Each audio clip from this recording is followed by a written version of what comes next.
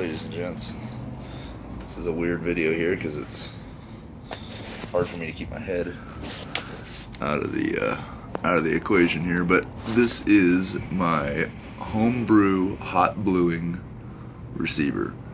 I just did a video recently of the gun coat AK Black. I just wasn't happy with it.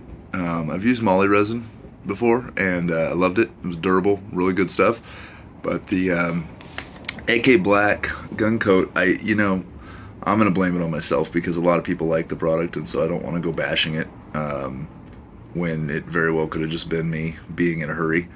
I sandblast, thoroughly clean, wear rubber gloves, the whole nine. I mean, I know relatively what I'm doing, but I hurried through it. The receiver didn't look that good. If you look at my previous video of the Yugo m70 finally finished or whatever, you'll see the receiver, and I just wasn't terribly happy with it. So I did the home backyard bluing, hot bluing, and what it is basically you mix drain cleaner, which is lye, and it's got sodium hydroxide and sodium nitrates, which is kind of like fertilizer or whatever. It's the perfect blend. It's the same thing as Brownells. So somebody figured that out and tried it for home bluing. You literally just add water to it, and it's not as easy as it sounds because it turns 300 degrees immediately and starts bubbling and spitting at you, and it will burn your skin off of your face. So watch the video before attempting it. It's not just a knockout bang out deal. It's very, very caustic. So anyway, I had been dying to hot blue the Yugo, and bluing is all about the prep. If you sand it and then steel wool it first, and get it really shiny, that's how it'll turn out. Like the old Winchesters and the old expensive old timer guns, they were all done like that, where they'd shine them up first and then do the hot bluing. But I wanted the military style matte finish, and so I sandblasted it and stuck with that, and then dunked it. So I made a tank, a hot bluing tank, out of an old ammo case, those army green olive drab ammo cases, and I just made the mix in that and put it on top of one of those single stove burner things that looks like one of your stove burners, but it's a portable one. It's a hot plate or whatever you want to call it, and mixed up the home brew in there, and then cooked it up for about 15 minutes, 20 minutes, and on top of fresh sandblasting, and this is what came out. Now I'm way happier with this than the KG gun coat.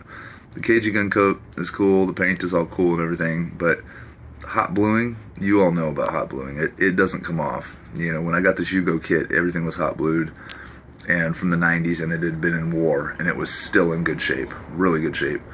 And so hot bluing is definitely the way to go. So if you read all the instructions on it, you figure you can do it without killing yourself, give it a try. But I was really, really happy with how it turned out. It turned out really, really even. There's no variations in the color at all. It's just a deep hot blue. Now that pin right there, that axis pin, it didn't get in the tank. It was sitting off to the side. That's why it's a different color.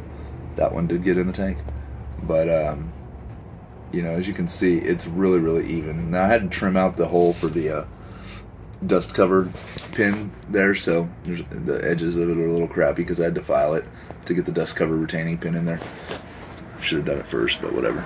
But yeah, like I said, the DIY, the do-it-yourself homebrew hot bluing turns out really, really, really good if you follow the instructions that you're supposed to do and really take every precaution. I mean, prep is everything. I had to do this twice because when I rubbed it down with acetone, there was like a smear from the acetone, just a smear, and I'd scrub the crap out of it.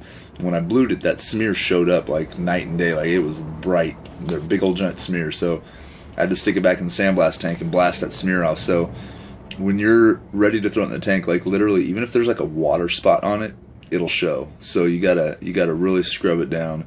You can use Dawn dish soap and soap water and stuff, but just when you dry it, make sure you want to do it like that. So my advice, if you even care, is sandblast it, blow it off with dry air. Make sure you don't have any moisture in that air because it'll just put those spots I'm talking about on there. but blow it off with dry air and then drop it straight in the tank. That's my advice, because that's the cleanest that your metal will ever get. If you start washing it and doing all that crap, you'll never get it clean, like if it's freshly blasted. So Yugo m70, hot blue DIY, did it in the 20 minutes at the house. Didn't come out too bad.